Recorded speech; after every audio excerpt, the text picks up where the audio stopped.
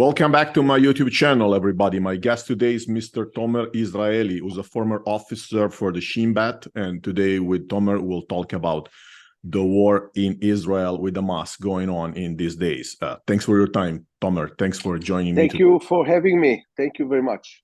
Well, would you like first off to tell us something about your background? Because I read it on your social media and it's pretty rich and complex. So I think the best thing to do is if you introduce yourself and explain us who you are. Okay, so generally speaking, I'm 50 years old, live now in America, in the United States of America. And my background that's relevant for this conversation, I was first and foremost Israeli officer in the Israeli Army, Special Forces. Officer, team leader, basically platoon commander for reconnaissance.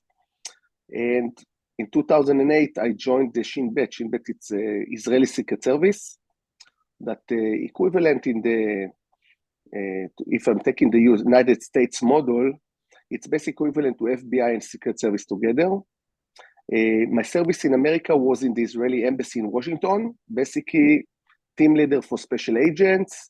The focus of the skills or the mission was on exo protection, basically to protect the VIPs that conducting the diplomatic mission in Washington and throughout the United States. So this is what I did over there.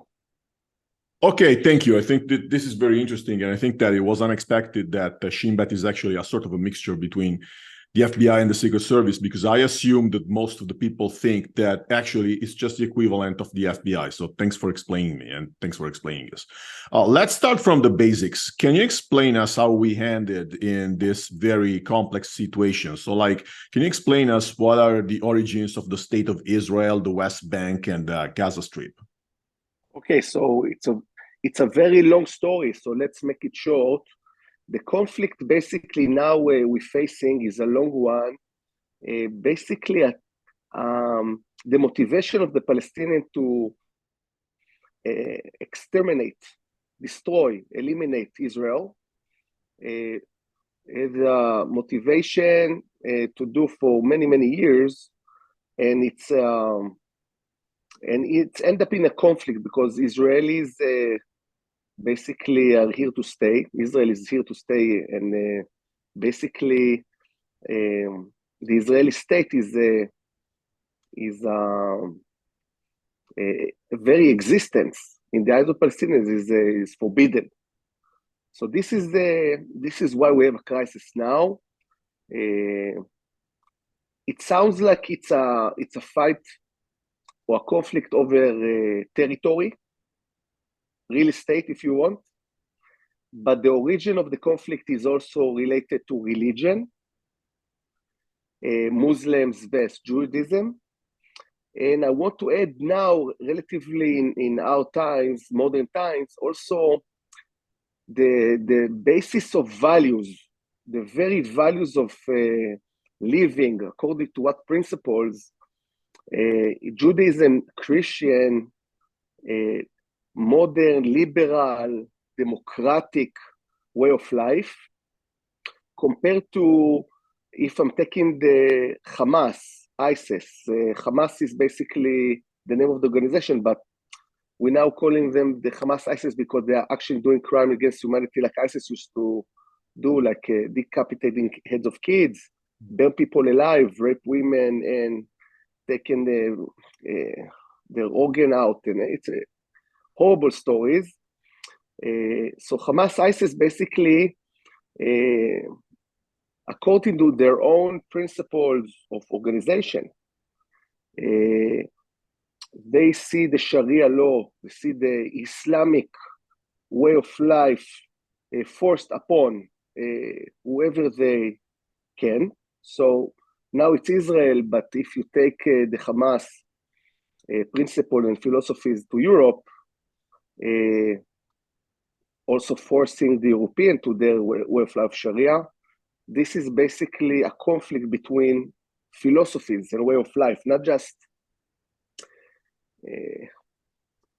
I'm saying that because I want to take this argument, not to put it in a way of good guys against bad guys. You know, I don't want to I want to make sure that the audience understand that reality is much more complicated than that. The variables in this conflict are complex, and in order to understand the conflict, you need to really drill down to what each side's philosophy is. Very well said. Thank you. And what was the situation in these three lands before October 8th? Were they peaceful? No, it's a continuous conflict. It's never ends.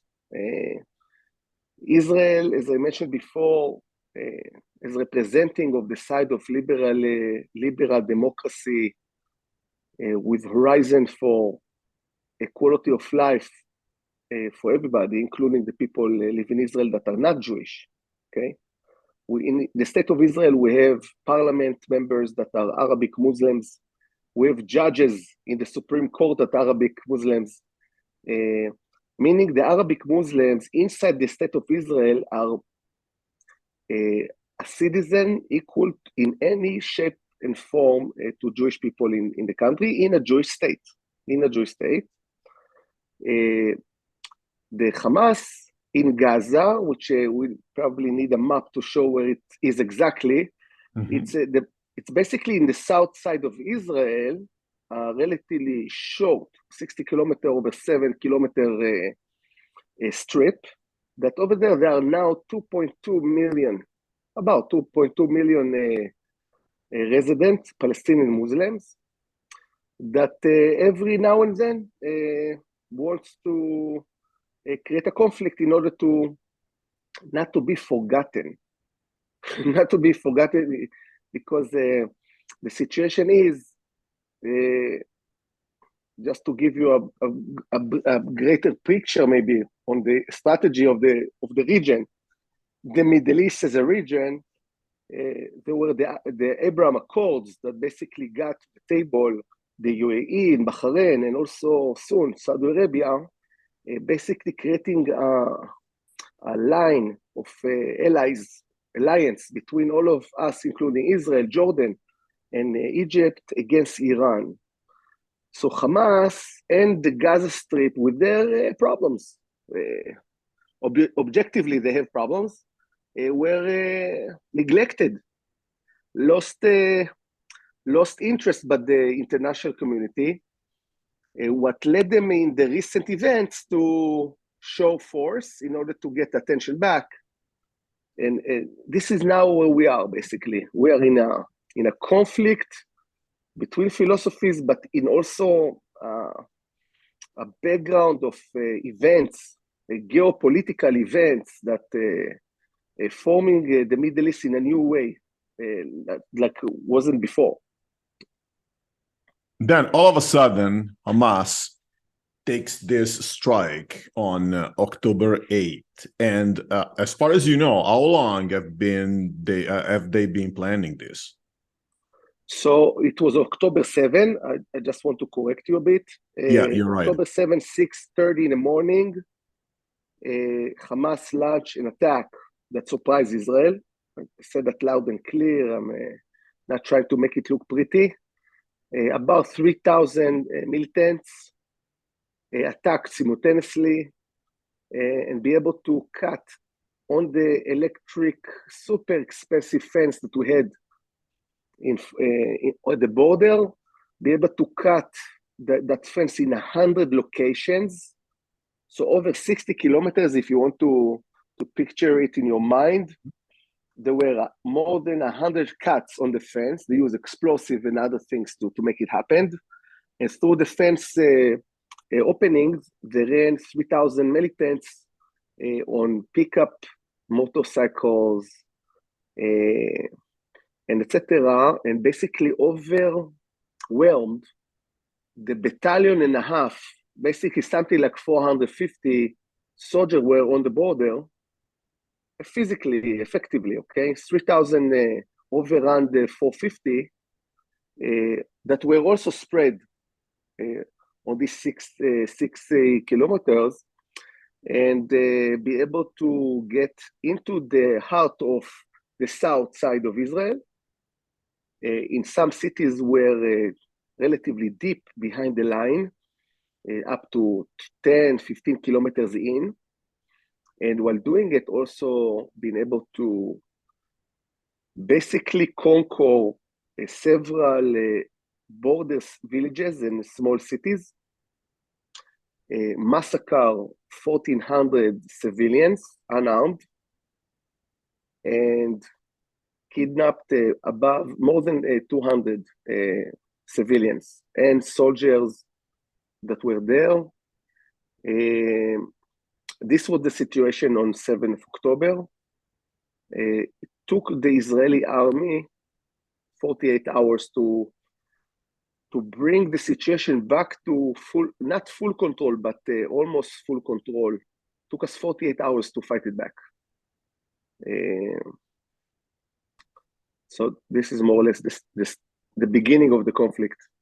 But how could the Israeli intelligence be defied like that? Because, for instance, we have another war going on in Europe, that is the one in Ukraine, in which intelligence proved to do a good job, because we knew that Russia was going to invade Ukraine like 6 months before, not 6 months, but 3 months before. But in this case, I mean, it was a total surprise. How could the Israeli intelligence be defied like that? So first of all, it's a fact. It did happen, and nothing I will tell you here will make it look pretty. Or to make and I'm asking this question also together with all the citizens of Israel and all our allies around the world. Everybody asks the same question: how could that thing will happen? And it's of course a combination of things, but I want to keep it simple for you. Mm-hmm. One is the intelligence picture, what we knew about the future on the 6th of October. And the other one is our ability to be prepared on the operational side. Okay? Now, if you are in the army, it usually goes together. You have an intelligence picture that gives the operation side an alert that they need in order to prepare. But I want to separate this parameter now. We failed on both angles, and not just because they're depending on each other. This meaning even the most basic stuff that me and you will do as soldiers on the border with any country, not to say Hamas, ISIS on your border, didn't happen. Meaning the complacency, meaning the ability not to be prepared, the underestimate of the enemy, seriousness and intentions to attack were so great that also on the operational side we failed. Yeah. Now, when you take this disaster on being prepared, together with the failure not to foresee any of the potential of the attack on the intelligence side, this is a good recipe for disaster. And this is what happened then, and explains the results. As far as you know, or as far as you think, is Hamas backed by Russia and or Iran? So the backing of Russia is unclear, although most of the arsenal that Hamas has is related to Russian manufacturing, okay? But there is not necessarily direct. Because, for example, the AK-47 Kalashnikov is the most popular weapon in the world. Much more popular than a M16 of America, okay? So basically the influence of Russia weaponry is everywhere, nothing to do with anything. But so Russia is unclear. Regards the Iranian regime, 100%. Okay. They are part of the, not just sympathizing the effort of Hamas, literally trained the expert of Hamas to become expert, meaning if you want, Iran is like the university where if you're a militant Hamas, this is where you go through the border with Egypt, okay? Go through Egypt to Iran, study, learn, train, become a knowledge resource, and then you come back to the Gaza Strip and basically multiply your knowledge by the thousands and form the army, basically. 3,000 people that attacked that day from that army in order to attack Israel. So Iran is behind it all the way. By the way, Iran way of doing things like that is it's all news. They are doing it for decades and decades in the region. You see Iran influence in Yemen, you see Iran influence in Lebanon, Syria, Iraq, and of course Gaza. So it's not just limited to Gaza Strip, or they are not a naive, peaceful observer of the situation. They are initiators. They are basically initiating or motivating the region to be unstable for their own interest, which we can of course discuss it if you want. Of course. Well, this is a strange war because we didn't have two armies facing each other. We have one army and a terrorist organization. This makes it much more complex because this terrorist organization is using also human shields and is mixing itself with the civil population. So how is Israel conducting this strange war, and what are they doing to spare civilians? So first of all, you are so right. Basically, what Hamas does, because of the asymmetric level between the force of the Israeli army and the forces of Gaza, it's basically like a David and Goliath situation. It's obvious who is the stronger side. So if we agree that Hamas is the weak side here, and his ability to influence in that conflict is by hiding behind civilians, because they know we appreciate the life of non-combatant civilians more than even Hamas does to his own people. So for them to hide behind human shields, it's a tactic. And they're of course using it the best they can, because they otherwise will be exterminated. It's not a fair fight. So Hamas does it, and does it well. Now, in order to be able to capture the Gaza, northern of Gaza, we did if you look at the map, you will see that the northern of Gaza is basically now captured by Israel in something like 70%. Basically, creating like a siege around the center of that territory.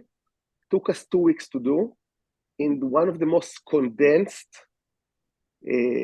civilian urban area in the world. There are more than 15,000 people for every square mile in Gaza.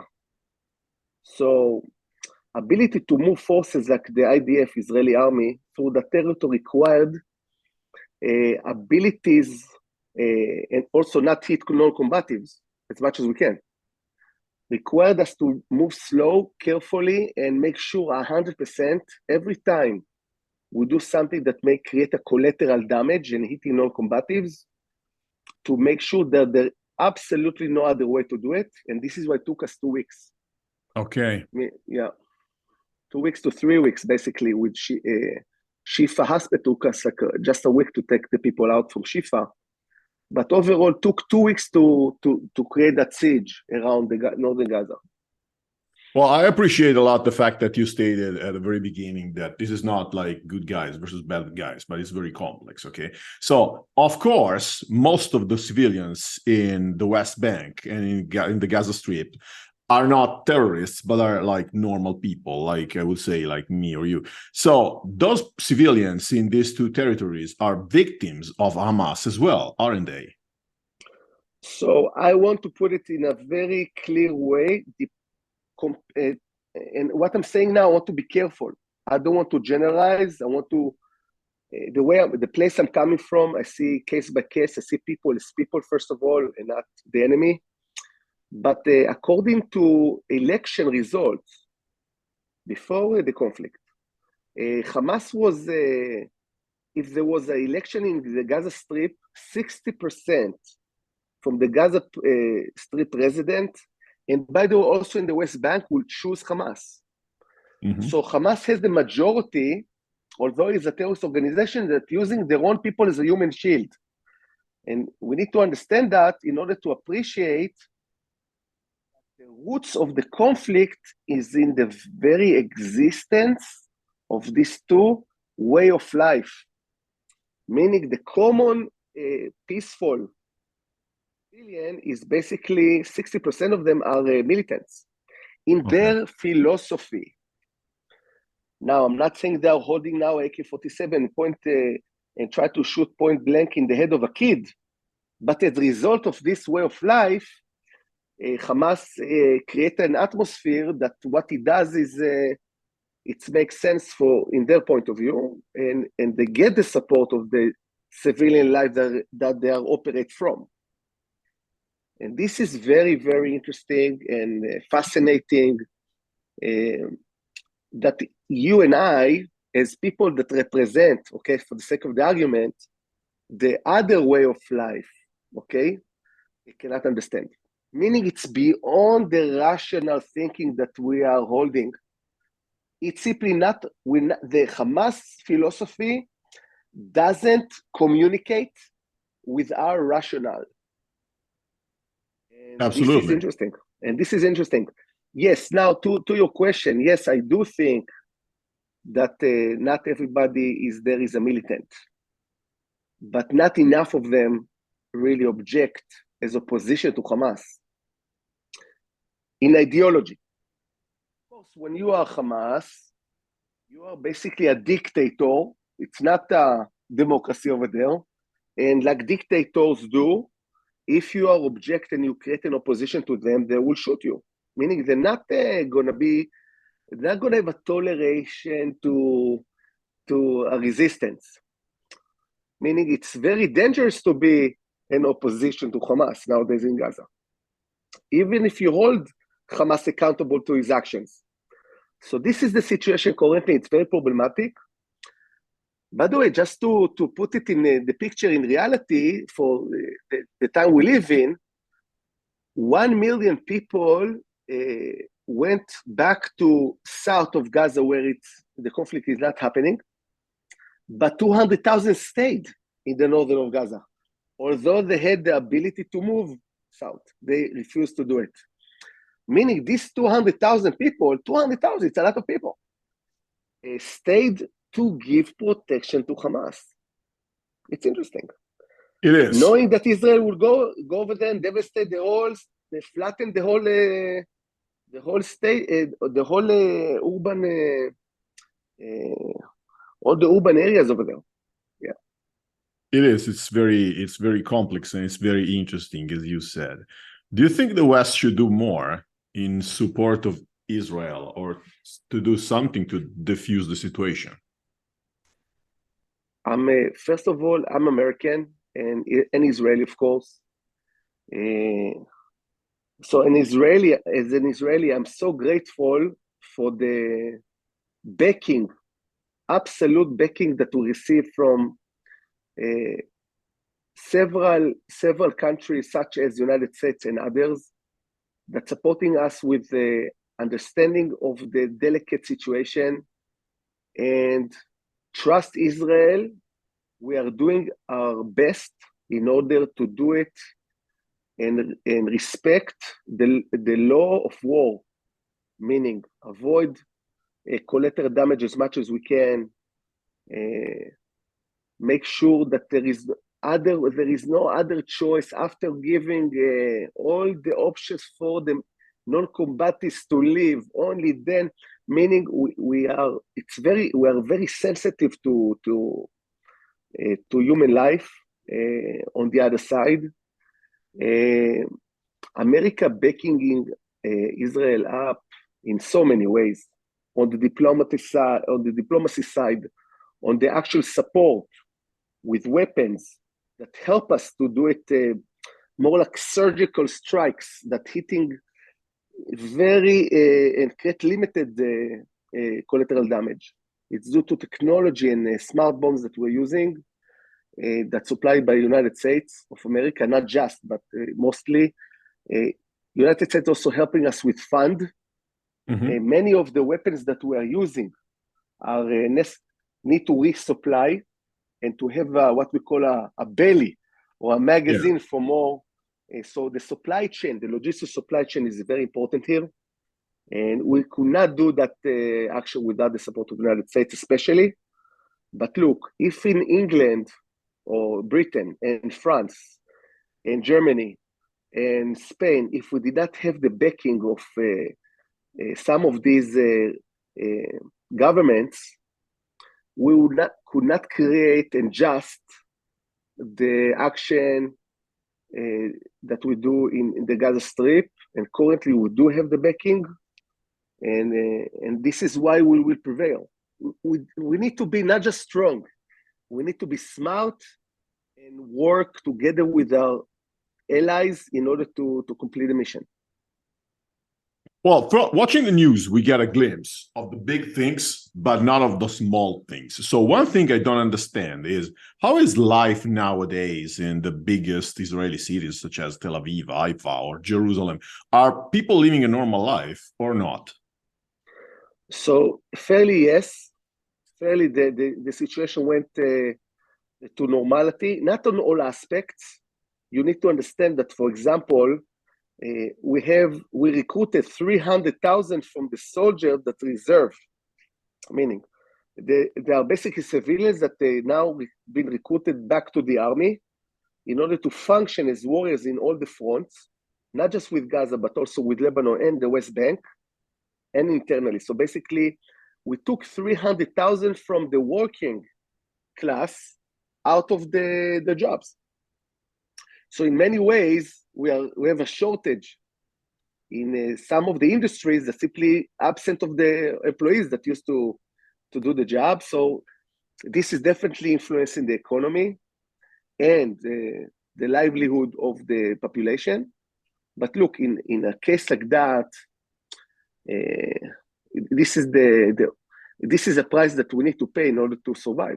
We need to focus all the resources of Israel at this point to make sure that Hamas is devastated once for all, and not to let it be like happened in the past.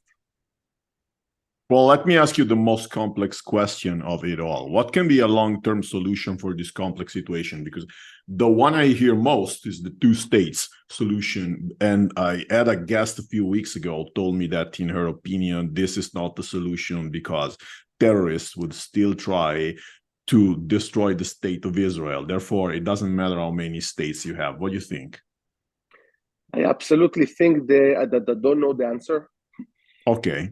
I don't know really what is the right model to form in order to achieve a long-lasting balance between the way of life and to put the conflict behind us. I don't see a solution really. I do know what Israel must do, even one-sided, even without the help of the international community. We absolutely cannot let Hamas be in control, or by the way, Hamas and any other organization that is have ambition to exterminate Israel. We cannot allow it be in the Gaza Strip, West Bank, and in Lebanon. This is absolutely a must, because if we don't do that, we're basically asking them to do it again. Like the other guest that you had said. By the way, behind this approach, there is kind of consensus in Israel. There were not elections yet to determine that, but the atmosphere is very, very conservative now, right wing. Meaning the people that actually talking about two-state solutions are basically considered in Israel weird people, not attached to the reality, illusionist. So nobody see the option of two-state solution. And by the way, also Hamas doesn't see it. Meaning, in order to have a solution, you need two sides for that agreement. There is no entity on the other side that agree for the two-state solution, really. Also, the other side wants to exterminate Israel officially. They don't even hide it. You know, some people, you know, if we try to be Machiavelli here, right? Try to say something, do something else, they're not even trying to make a Machiavelli act over here. They tell you that loud and clear to your face. It's no matter how long the conflict will last, we want to kill you and drive you to the sea. This is basically their horizon. This is where it goes. I think that what is interesting angle here, that Europe, especially Western Europe, become more and more influenced by Muslim Islam, by Islam. I don't want to say it fundamentally fundamentalistic from like Hamas, but Europe become more and more Islamic. Basically, the conflict as we experiencing now in Israel, it's like a small experiment to what maybe will happen in Europe in a few decades ahead. You can see that now in the conflict. If you open the TV in the first week of that the Israeli army went to Gaza, it's after like 2 weeks after the 7th of October, we trained the troops before they entered. The moment we got to Gaza, you see Berlin, you see London, Paris, Madrid, with hundreds of thousands of Muslims and sympathizers, some of them saying all the stuff that we just discussed over here about the ambition of Islam and Sharia law, and some of simply sympathizing the percent that basically calling for a genocide of the Israelis and exterminate them from their own land. So this is a very troublesome atmosphere that exists in Europe. If you see where the demography goes, the ratio of newborn in Western Europe, you will see that with the decades, a majority of Muslims will come soon. Therefore, the threatened, or there is a potential to threaten the actual way of life of the modern liberal states of Europe. So it's not just our problem that way. It's probably beyond the border of Israel. And your podcast is one of the, hopefully people watch it and have some perspective. And definitely try to understand more about this danger. I think it's a world problem because all Islamic terrorism actually starts from there. So once we solve that situation somehow, probably we'll be able to live in peace with all the peaceful Muslims, because of course there are many, but the situation is so complex that it's easy to go awry. I don't want to add, to repeat myself, but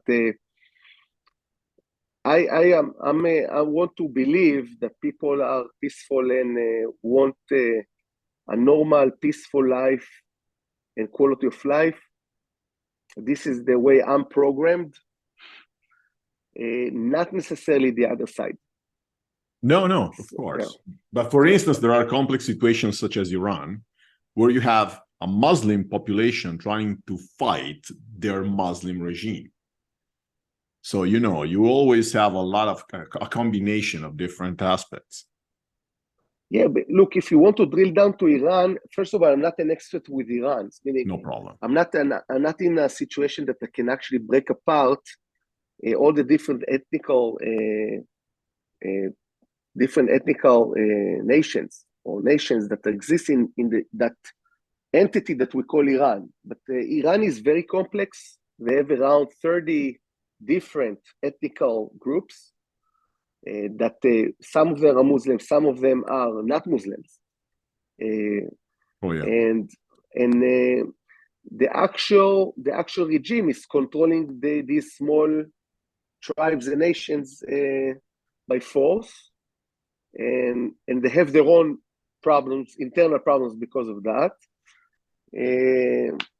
By the way, this is what happened also in Iraq and other places that the West thought, Iraq, it's basically Iraq. Let's create democracy in Iraq and you're gonna implement it. It doesn't work that way when you have different ethical nations, they call it that way, inside that thing that you call Iraq. Basically, they're acting in a very undemocratic way, and it's not sustainable. So we need to see it the way it is. It's more like families and tribes, or more tribal thinking. And it's much more complex. Oh, yes, absolutely. I'm not even entering the religion side of things, which is Shia, Sunna, and other stuff. So it's a combination of all these things together.